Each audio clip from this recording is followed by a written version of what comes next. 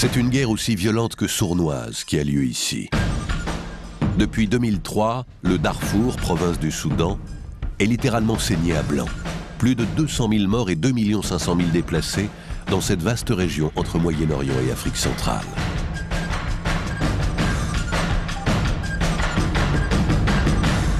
Cette guerre, bien sûr, elle n'a pas une seule cause, mais elle en a plusieurs. Celle qui me semble la plus déterminante, c'est la marginalisation de la région. Elle date de la colonisation anglaise, quand un ancien empire, qui est l'empire du Darfour, n'est plus finalement qu'une province périphérique dans le Soudan contemporain. Alors elle est le fait d'abord des colons anglais, puis des régimes du Soudan indépendant. Et puis, elle va se traduire donc sur le terrain par un sous-développement en matière d'infrastructures et de services. Tout cela n'aurait sans doute pas abouti à la rébellion actuelle s'il n'y avait pas eu en outre les manipulations politiques dont sont victimes les Darfouriens, aussi bien de la part du gouvernement de Khartoum que des puissances étrangères qui interviennent dans la région pendant plusieurs décennies, les Libyens et les Tchadiens. Les rebelles de l'armée de libération du Soudan, qui réclament une meilleure répartition des richesses, prennent les armes en février 2003. Cette insurrection, violemment réprimée par le gouvernement, marque le point de départ du conflit. Aux offensives et bombardements de l'armée soudanaise s'ajoutent les exactions des Janjaweed, ces milices locales arabes commanditées par Khartoum.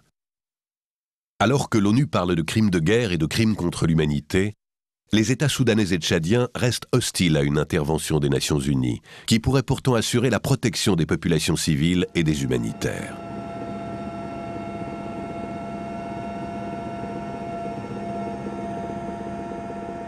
Suite à des violences perpétrées contre leur personnel, certaines organisations humanitaires ont décidé de quitter la région. En dépit des risques, d'autres restent et poursuivent leurs actions auprès des réfugiés et des autochtones, au Darfour et à l'est du Tchad. Parmi elles, un collectif de 60 ONG internationales et locales d'inspiration chrétienne fait vivre le programme d'urgence DERO. Elles sont coordonnées par Action by Churches Together et Caritas et permettent d'assurer la survie des victimes. DERO est le programme d'opération d'urgence au Darfour. Il a été mis en place, et c'est inédit, à la fois par le réseau ACT, qui est le Conseil mondial des églises, et Caritas, l'organisme humanitaire de l'Église. Nous travaillons conjointement dans de nombreux secteurs, et plus particulièrement la santé, la nutrition, l'eau, l'éducation, mais aussi le soutien psychosocial. Et plus récemment, nous travaillons à la construction de la paix. Une des actions phares du programme DERO est le soutien psychologique, essentiel pour que les violences vues et subies puissent être exprimées. Les plus jeunes racontent la guerre à l'aide de dessins.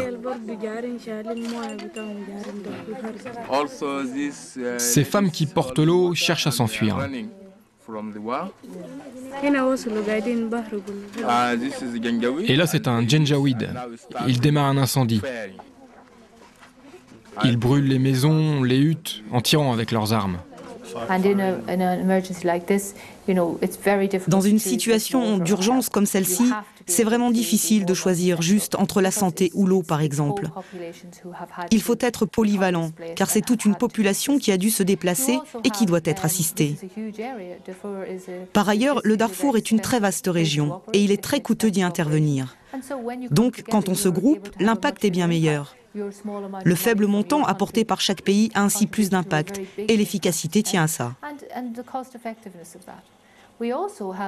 Nous avons aussi les partenaires nationaux qui garantissent une continuité. Ils sont nos conseillers sur la situation et sur les besoins. Ils nous permettent aussi de voir plus loin que l'urgence immédiate pour nos actions de reconstruction futures.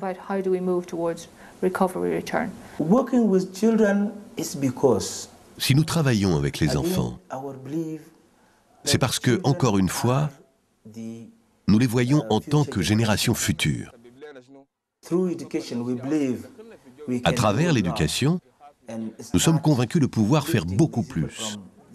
Et commencer par combler le fossé de l'illettrisme entre deux groupes. Car construire une école pour les déplacés représente aussi une chance pour les jeunes autochtones de l'intégrer. et ainsi créer de l'harmonie entre eux. S'il en était autrement, une sorte de jalousie pourrait naître, ou une incompréhension. Ce sont des gens qui vivaient dans des régions très isolées, dans des communautés restreintes où tout le monde se connaît. Ils ont été contraints de quitter leur lieu de vie pour vivre dans des endroits qui sont tout sauf magnifiques. Ces camps sont vraiment basiques et surpeuplés. Ils ont dû tout laisser derrière eux. Je suppose que beaucoup n'ont rien, excepté ce qui leur a été donné dans les camps de déplacés, car tout a été brûlé ou abandonné. Ils ont traversé des expériences terribles qui les ont énormément traumatisés. Ils sont donc très craintifs et effrayés à l'idée de rentrer dans leur village. Ils auront besoin d'un maximum de sécurité et de protection pour prendre la décision de rentrer chez eux.